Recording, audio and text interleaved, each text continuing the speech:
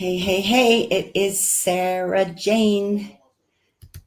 And I want to start this live. I've been playing my rev and getting a little better every single day at this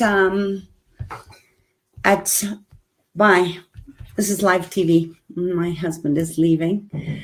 But yeah, every day I practice a little bit more and I get a little bit better at listening to that beautiful instrument and learning how to play it. So I want to dive right in today and start by asking you a question, which sort of is a prelude to what we talked about yesterday. But have you ever had an experience in your life where something happened that was extremely upsetting or disappointing, and this demon bitch from hell came out of you because you just felt like you'd been kicked off a domino effect of a whole lot of other bad things, and you got angry at yourself for not seeing it coming? So if you can relate to that, say I, or give me a yes in the comments. And I want to talk about the shadow of this, because a lot of times anger is always on top of sadness. It's like our first bodily sensation that we feel when we feel betrayed, or we feel like, how could I not have seen that coming? And there's regret, and there's anger turned inward, which always takes us away. It kind of is what I call a distractor implant. It takes you out of being present with what is into a distraction where you never get to see the gift in the shadow.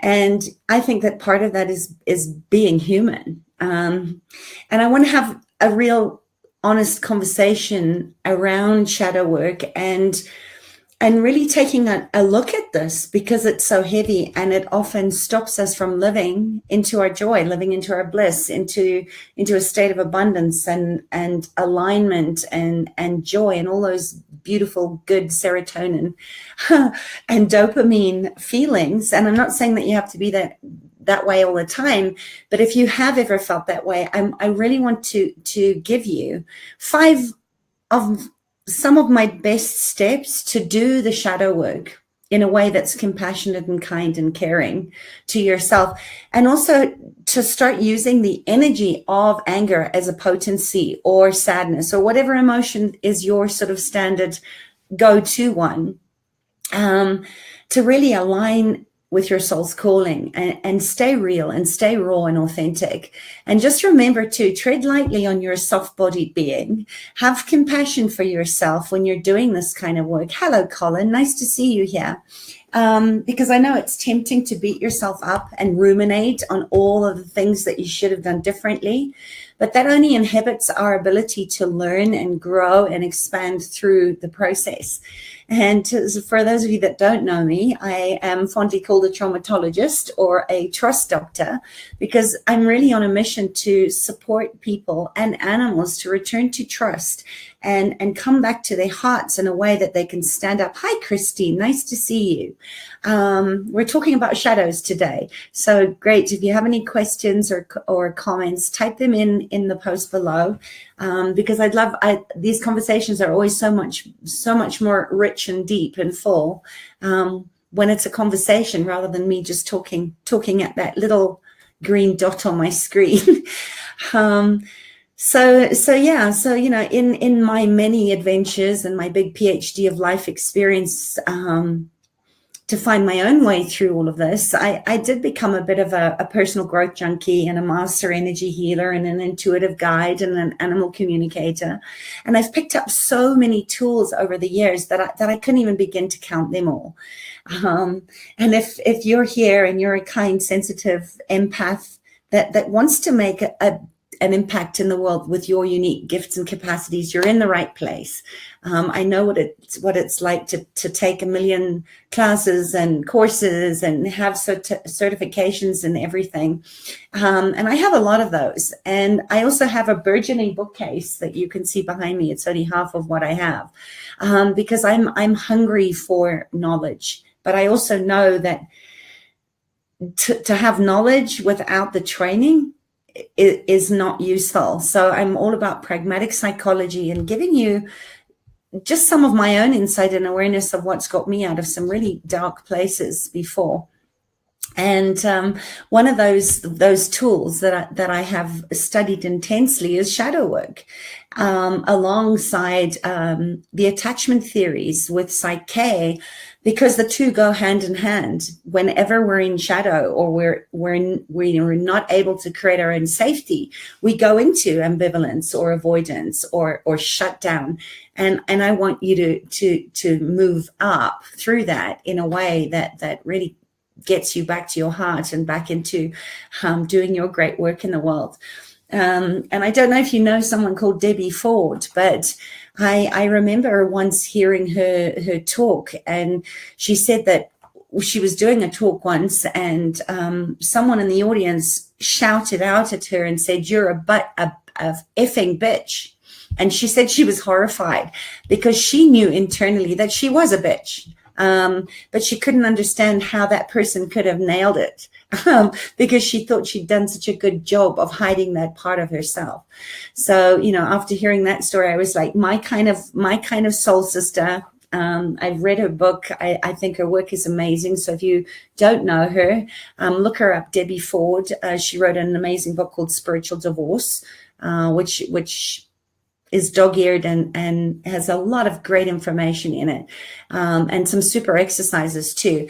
And I was really blown away when I realized that my shadow has in some way, shape, or form been secretly running my show of hi Shamla, bad habits and binge eating and people pleasing and all sorts of addictive coping mechanisms over my last couple of decades. So, I've really come to know that shadow integration work is one of the absolute best ways to come back into our wholeness, which is really what healing is about. It's being a whole, living, organic, soft-bodied horse, sensitive, multi-sensory, omnipresent being, and how easy it is for us to shut down and go into the shadow part where we actually don't think there's a way out. So, it's a big part of my work. Yeah, sounds interesting. Good, Christine. Her work is great, but we all know our shadows, don't we?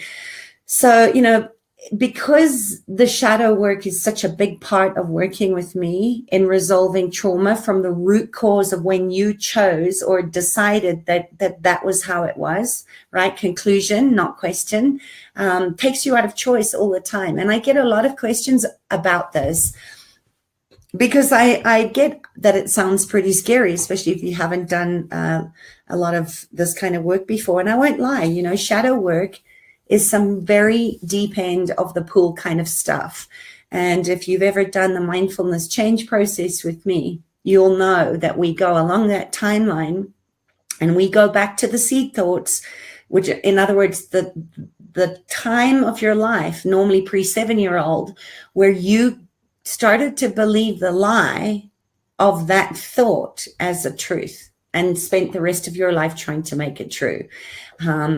So if you really want to heal and evolve into your most authentic self, it is almost the most empowering tool that you could put in your toolbox, along with my trust process and a whole lot of other beautiful things.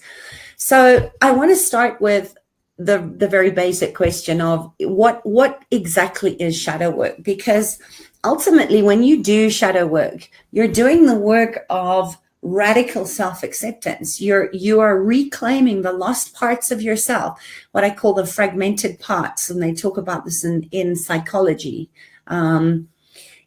parts where you actually have had some kind of soul loss. And I have a whole nother video on soul loss and a shamanic point of view about how you can start gathering those parts and pieces of yourself, which I take my own clients through in the mindfulness change process, so that you can become whole again by integrating, cleansing, and clearing all the parts and pieces and transmuting them into the purity of love, which is what you came in incarnated into this body at this time to do.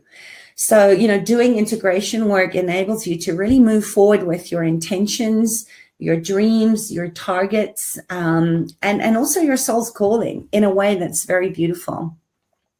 So, for example, let's say that you've started to recognize that you need to start taking better care of yourself, right? We talked about boundaries yesterday of not being able to stop your hand coming up and saying yes when you've already got too much on your plate to bake brownies for the next school function. And it doesn't matter how much that you're exhausted and you've got too much on your plate, you can't but say yes. And how to start creating stronger boundaries in a way that's not only kind to you, but also empowers the person that's asking. All right, because every relationship is a deal and deliver, and I'm going to take you through that. If you join me on Monday, I'm going to be doing a free webinar on how to set boundaries and kick the people-pleasing arse creeper shadow part of you very lovingly out of the way, because you know what you know now. So just know that, if you sort of set out to create a self-care routine for yourself and you're really excited and you're motivated, I've done this so many times with it, starting a juice fast. And by day 3 or 4, I'm back in the old habit until I started applying some of these tools and better boundaries. So, in that example, just know that, a few days in, you start to get pushback from people in your life. Because remember, too, when you start to change, when you start to be the light and the invitation, through knowing your boundaries and from really staying in your truth, the person that used to get their way with you, for example, has to find another way to manipulate you. So there is always a bit of pushback until they recognize that this isn't working. And then hopefully, the target is that they get to wake up and do their own shadow work and start to create a different way of being that isn't manipulative.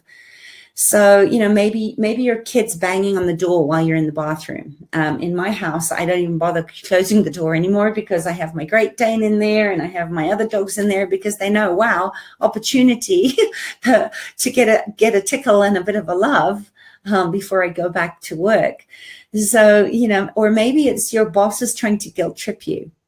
When you ask to leave work early or on time. I have a couple of clients, and you know who you are, that you're doing really good work and trying to tighten up these boundaries where people have taken advantage of you.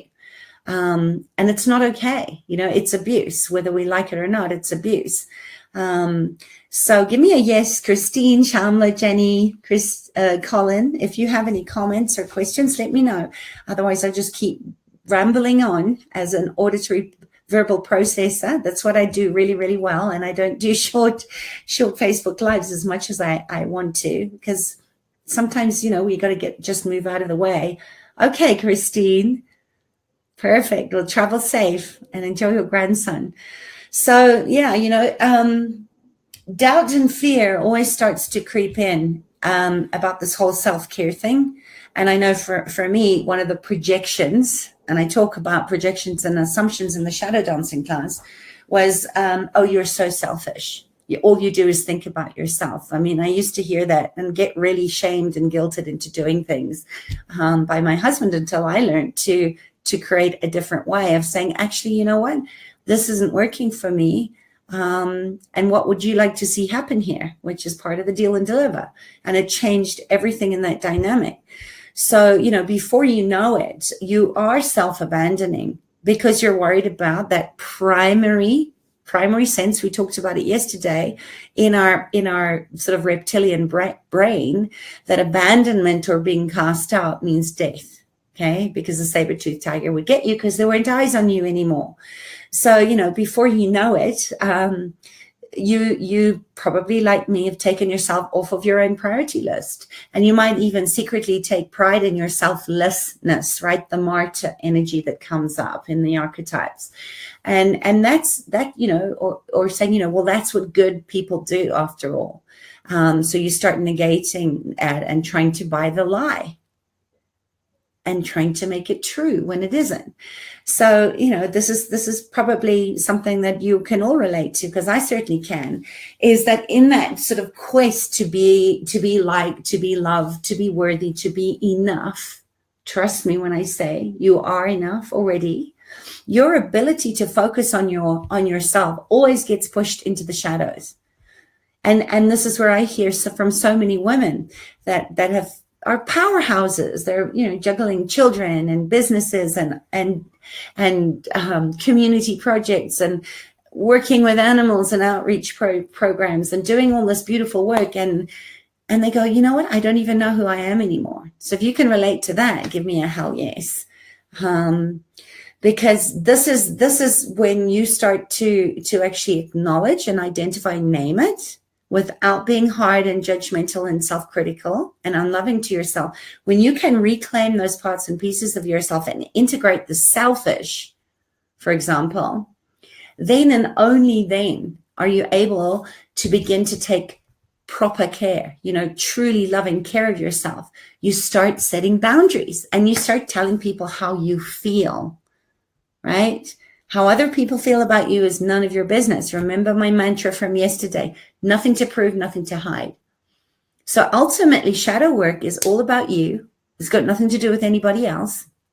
And it's about letting go of other people's expectations for a start of who you should be and start being who you truly are. This is the true nature of who you are, of who you came here to be. And I don't want to go too long on the shadow, but just know that it was a concept that was discovered by the Swiss psychologist Carl Jung. And, I'm not a Jungian fan myself, but I've read his work to know that there's another way. But in essence, he said that the shadow self is any aspect of yourself, including your thoughts, feelings, emotions, needs, desires, behaviors, personality traits that are unconscious. So in other words, they haven't been brought up into the light yet, right? They're running your life, probably pre-7-year-old, because that's the part, like I said before, where the seed thought, where you gave up your true nature in order to be loved, in order to be acknowledged, sometimes through bad behavior, runs your life. And it causes a whole lot of havoc, oftentimes. Later on in life, shows up as physical illnesses or depression or, lupus or some autoimmune disease, because you're literally have been starving from the touch of being in touch with your soul and your heart's calling. And I go through that. If you haven't taken the ACE test, please go to my website, Access Your True Nature, and take the ACE test. Find out how high your ACEs are. Hi, Corleen. Haven't seen you for a while. So yeah, go take the ACE test. But just know these shadow aspects are created when we reject, repress, deny, amputate, brutalize, atrophy, is that a word? Entropy, and shut down everything. We disconnect from our soul. We disconnect from our heart. And then we wonder what the heck happened. So just know it's that ancient reptilian part of our brain that makes us human, that motivates, that we're motivated by our needs to be the good girl, to give ourselves up. So when we perceive that an aspect of ourself poses a threat to one of our needs, and Maslow's theory, bottom rung, safety, food, reproduction, the basics. Am I safe? Do I have tribe? Are there eyes on me? Just like a herd of horses, when one sleeps, the others hold space because they're prey animals. And there's a part of us that's both that horse, soft-bodied animal, and the predator aspect as well, which is where a lot of time the shadow brings out the demon bitch in us.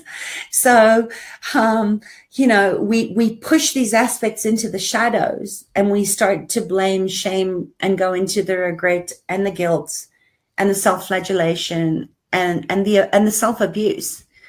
So, in that example that I used earlier, the shadow is the desire. It's the need for self-care. We know we need to do it. It's like, sleep deprivation is a torture because it will kill you eventually. But, this is where somewhere along the way, you're convinced that focusing on your needs is selfish because someone told you so. So always good tip. When you start to feel contracted, ask, is this true? Who does it belong to? Is it even yours? Or was it the voice of your mother or your narcissistic ex-husband? Whose voice is it? But this is where you start to give yourself up because you have bought into the lie that you're wrong. So you reject those desires by avoiding or pretending they don't exist. So you craft this whole life that appears that you're doing everything right by other people, but you're slowly dying inside. That's where I was, 17 years ago, trying to kill myself because I thought it was the only way out of an abusive relationship and a life that I'd built that had literally gone up in smoke. So, eventually, and this is where the adverse childhood experience comes in, science has already proved that the dam will break. Your body will eventually say no. And reclaiming that part of you is going to become essential if you want to move into your next evolution, right? If you're going to grow and evolve as a human kindness, it has to start with you. So that's why shadow work matters. Like I said at the beginning of this, there's a few tools that have proven to be very useful to me as shadow work has. And that's because when you start living your life in integrity, integral means whole, right? Intimacy is intimacy. You have to get into integrity, into alignment, into resonance, and be intimate with your most scary shadow parts, and look at who you really are, not what you think you are or what you've been pretending to do. This is the dissolution of the false self, right? Of consciousness itself. And we're part of everything. So we're all interconnected into how we're playing out to the kind of world or the sustainable future that we're going to be creating for as the ancestors of future generations that haven't even been born yet. And it's important that we do this work. So, if you actually look at that, then you can actually start to see that there's a gift in the shadows, right? And dance with those shadows. Because when you start living in that place of integrity, instead of who you think you should be, everything changes. It's the miracles. It's the manifestation of oneness and consciousness of everything, which is love, right? It's the highest vibrational frequency there is. And there's no area of your life that won't be impacted by doing this work. And there won't be any relationship that you have that won't be impacted by you doing whatever it takes to show up and really befriend the shadow, love the shadow, dance with it. And when you do that, you're more vulnerable, you're more real in your relationships. You're not afraid to show people who you are anymore. I got over that long ago. I've been rolling in the dirt with horses most of the day. I'm a bit smelly. My hair looks, I don't care. This is too important to not show up. And you're going to start to have the freedom from the worry and the constant rumination of eating yourself up and not digesting your life because you're worried about what other people think of you. And you're going to have more confidence and courage to pursue your creativity and your passions and your desires to just, see life as this beautiful, messy experiment. And when you do that, you start breaking all the unhealthy familial patterns that go back from generations and generations and generations. I posted a meme on Facebook the other day that said, basically that all the shame that's been passed down within families for generations and generations, it stops when you choose to look at the shadows and do this work. And then you start to have more vitality and energy because you're not leaking energy all over the place, trying to be everything to everybody. And then you heal from the resistance that is holding you back from living the life you want and you just never knew how to get to before. That's the girl power. That's the We Too movement, right? Where you get all of that power back and you start to focus on the things that matter to you. You make yourself your most valuable asset. You realize that you are worthy of everything that your heart desires. And that's just the tip of the iceberg. So I hope that you're seeing by now the value of this. I just want to see. Sounds interesting. Hi, Sarah. Hi.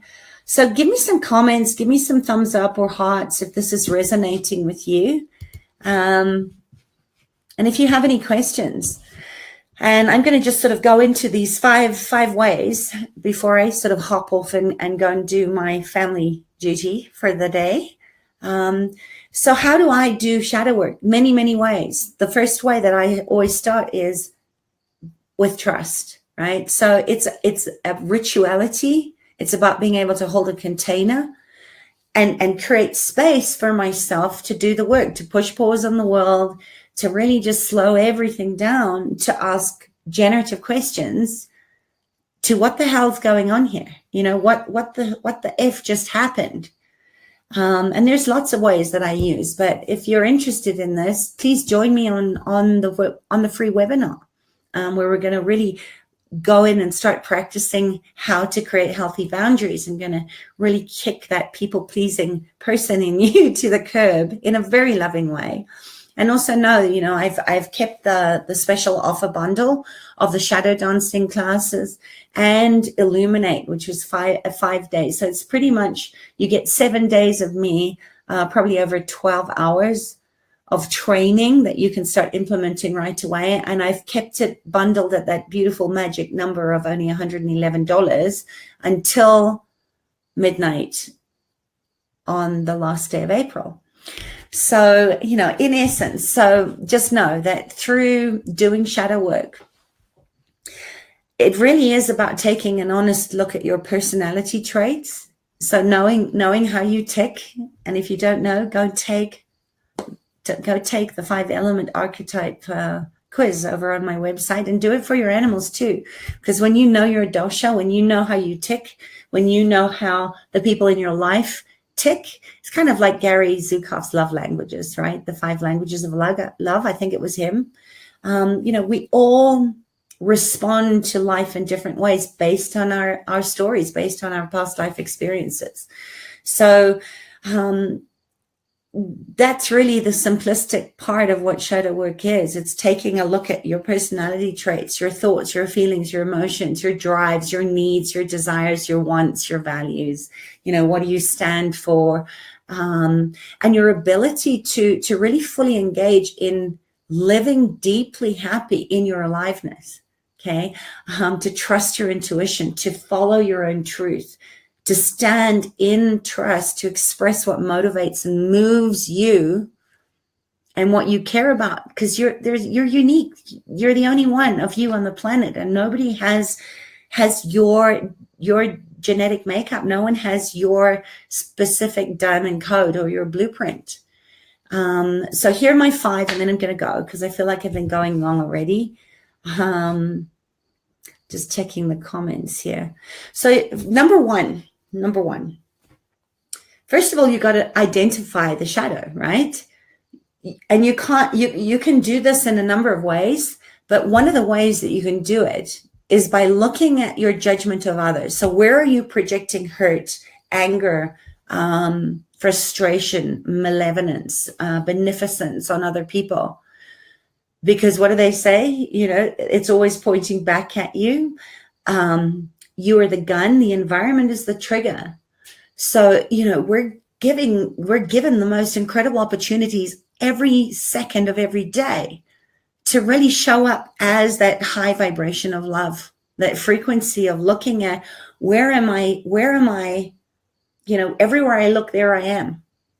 Where am I not able to see the mirror and go beyond what's on the surface? This is why I love doing work with horses, because they have such big hearts and they're so present in their felt sense of just being.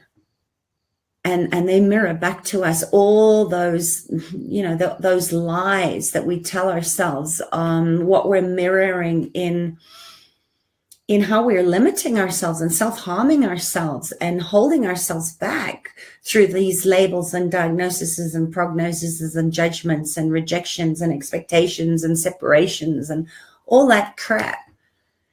So, you know, the first thing is just look at it and love whatever arises. You know, it's just like, I if you're willing to go, gosh, in this moment, this person is really pissing me off, and you add, and I love that, it softens you enough to really get deep and curious about what's going on underneath that. It allows us to just soften into that with very kind eyes to ourselves, but to that other person too. The second thing is you can create awareness about how the shadow became the shadow, what I call a seed thought. So the point of creation was the point that you created this thought, feeling, emotion, belief, attitude, prognosis, diagnosis, whatever it is for you.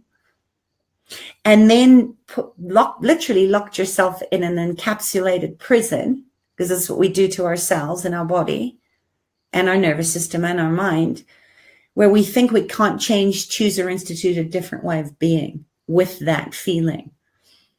So going back along your timeline, and this is what the mindfulness change process is. So if you're feeling nudged to look at what that could look like for you, just drop me a line and I'd be happy to get on a call and tell you what that is.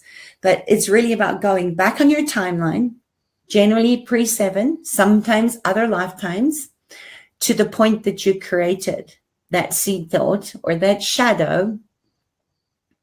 And this is a very necessary step. For others, it matters less. But essentially, through going back on that, this is where you start to get the compassionate listening, the understanding of what needs you were attempting to get met, right? Or where your needs were not met. Remember, I was talking about how to create safety for yourself, secure attachment, and where you actually then have to reject that part of yourself. Okay? So that's it. Create awareness. Step number 1, acknowledge it, identify it, and love it anyway, right? There it is, and I love that. Second, create the awareness about how it came into being, where you gave that shadow part more life force energy than you're giving to your lightness. Number 3 is own and reclaim it from that pit of tribal or ancestral or cultural shame. Because all of that is cultural laws, manufactured point of views, rules, regulating systems, where we've been programmed through our genetic code, through our DNA, RNA, LNA, through our ancestral and familial lines, through our cultural lines across all time, all space, all dimension, all reality. And then we forget what's true there, right? Because it just becomes a standard operating procedure. And I'm not saying we don't need rules when we're living like we're living. We need to stop when the traffic light is red. We need to know that we don't dance around naked in public, unless it's a place where people appreciate that. But you know what I mean. And basically all of this is complete bullshit. Okay, it's programming. It never belonged to you in the first place. It's not yours. Okay, I really want you to get that. In the eyes of the divine, worthiness is not even a thing. It's not even a real thing, because you are worthy just being you. You are abundant. You are infinite. You are divine lightness of being. You cannot help but be that. That is the God particle within that we all have. And we dim our light. We play by the rules. We play safe. We wait until we give ourselves up because nobody heard us in the first place when we asked. Okay. And if you haven't, read The Little Prince. It's one of my favorite books about this. Step 4, integration, right? You'll know an aspect of your shadow has been fully integrated after you've cleansed, cleared, and purified, right? Return it to the ground for recycling. Mother Earth, Gaia, knows what to do with that. Give it over, surrender it, let it go, and thank her in the process. And you'll know that it's done, that it's done when you no longer care if other people see you the way that they used to see you, whether they're calling you, naming, blaming, shaming. And also when you can call yourself on that aspect of I'm in alignment and I'm in integrity with my soul, my heart, my desires, my needs, and what matters to me to create a better world, because I am participating. I'm not on the spectator stands. I'm playing full out on the field. Okay, so you just know it feels light. It's the lightness of being. Step 5, okay, deepen into it, because this is kind of like, a lot of times people talk about peeling the layers of the onion to get to the core. Problem is that sometimes we can peel and peel and peel away the layers, but we never get to the core, because it's not an onion. It's a nucleated sphere, right? It's a Mobius strip that's made up of particles and pieces. And it feels like we're peeling things away, but there's a deeper ask to drop into, if that's the right word for it. I hope I'm making sense. Okay. But we need to drop down deeper, because as you start doing the shadow work, new layers will begin to reveal themselves, and you'll get the opportunity to go deeper. You might be kicking and screaming, but you will get the opportunity to go deeper into the sameness, that same resonance frequency. And I wrote a whole blog about this, okay, where what I call a neuronet, where you have one seed thought, right? So a big event that happened where you decided that this was who you were. And then as we go through life, we collect other ones of those together, and it ends up being like this big cluster. So a lot of time when I clear entities, oftentimes it's a cluster, and it's easy to move, because once you've got to the core, the root core of that first seed thought, and you pull that out like a root of a weed, all the other similar things in that cluster just dissipate. Okay. And this upsets a lot of people, because they think it means they've done something wrong. But just please know, it's just a new opportunity to go deeper into wholeness, deeper into healing. Okay. And it's a rinse and repeat. Okay. Most of it is a rinse and repeat. And it's about the training. The more that you do this, the shorter the period of time, if you're still in linear time, you have to sit in the suffering. Okay. It just dissipates and liquefacts a lot quicker than before. And it's just like the trust process. Every time you do it, you don't go back to the beginning. You're building on the foundation of what you have already begun. So it's a beautiful thing. Okay. And you know what? Let's face it. Like a house, what do they say about a house? When your house is complete, you die. We're never really done with shadow work. So it's that beautiful invitation of being willing to get excited rather than dread it. Be willing to go, oh, wow, yay. And of course, we're not always yaying, because it sucks. It's sucky, and it's hurtful, and it's hard, and it's not always easy. Okay. But it is temporary. So be willing to go all in, even if it means circling back, more than 1 or 2, 3,000 gazillion million times. And it's that willingness. It's the power of choice, that where you say, I'm willing to go there, even though I don't, I'm going to love it. And it changes. We're looking for 1 degree shifts. Remember, we're looking for incremental shifts, because we can't make a giant leap. Okay. It seldom works. This is where you're going to get permanent change, by celebrating and inviting in the opportunities to heal and be whole in yourself. And this is where you will love and accept yourself more and more every single day. There's no greater gift that we could give to ourselves and other people than to heal our deepest wounds, and just to trust that we're enough. You've always been enough. So that's it. Holiday coming up here in South Africa. It's Freedom Day, and that's been quite curious in the collective energies too, because there's a lot of people here that are not feeling like they're liberated or free, even after Mandela and the last 20 years of integration in this town.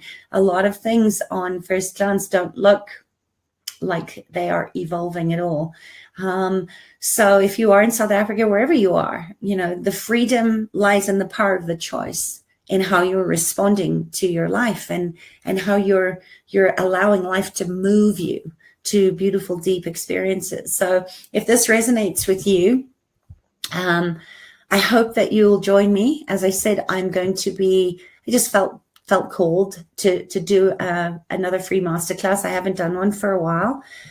For my people, my animal people have been getting a lot of me, but if you're one of my kind people that knows that you're here, and it's time to stop this cycle of abuse and create healthy boundaries and show up fully expressed, I hope you join me. It'll be 7:00 on, I think it's Monday, 30th of April, so that you go into May Day, May the 1st, Freedom Day, being able to use some of the tools that I'm going to share with you, and this beautiful deal and deliver with your family and friends. I mean, what better time, what better opportunity to actually practice on just showing up with the people that you care and love about more.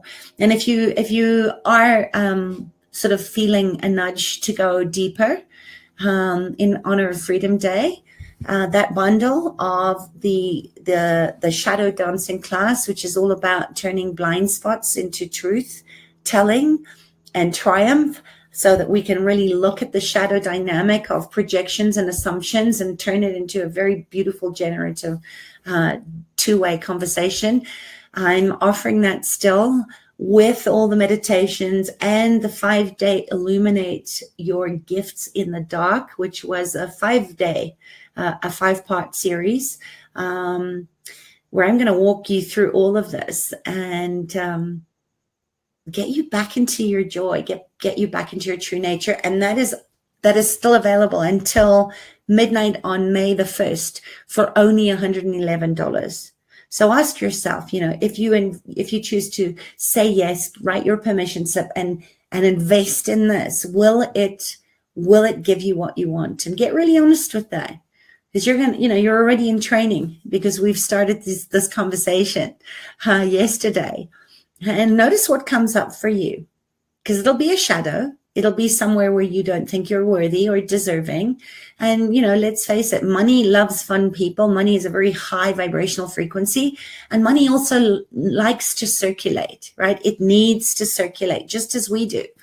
In every inhale and every exhale, money loves that.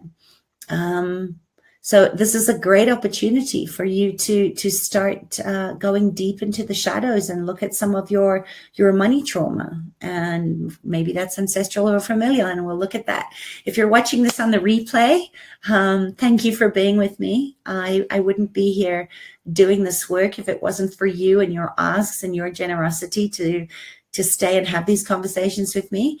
And if you have any questions, just post them below. I do go back and read every single one of them. And I'm here. So let me know how I can serve you better. Tell me what topics you'd like to go deeper into. I've been kind of feeling a nudge to expand into the attachment styles and how to get back to creating your own secure attachment, your own safety in a very chaotic world. And creating your own economy. So let me know if that is something you'd like, and we'll put it together.